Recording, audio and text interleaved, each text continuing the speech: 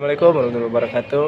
Nama Abi Rama, kelas 11 TSM. Ada remed bahasa Sunda. Mananya?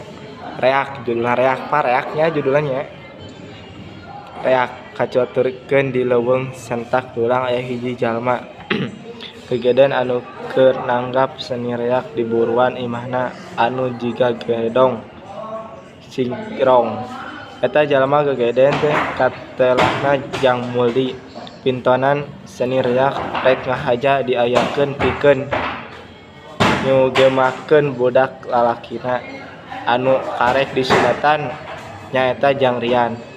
Warga salembur pada nonton. Beuh nu kaliwat. Banggung hideung juru sinden anu kadangu halimpu mimiti ngawih. Jang Rian teh mas paling resep pisan manco Bang Barongan.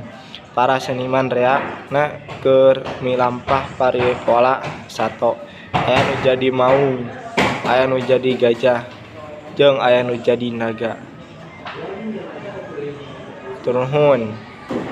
Terus satarasna bade macakeun cerita Jaipongan. Kacaturkeun di leuweung rancap Bacocokok aya hiji sanggar Jaipongan anu kacidak kawentar.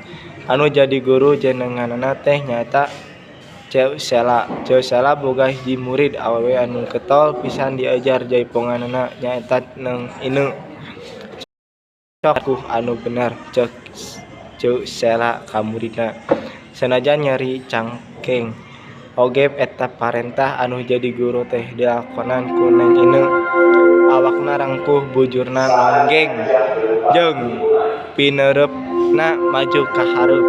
Tah kitu geulis ceuk Ceuk Sela mere pujian ka anu jadi murid awewena.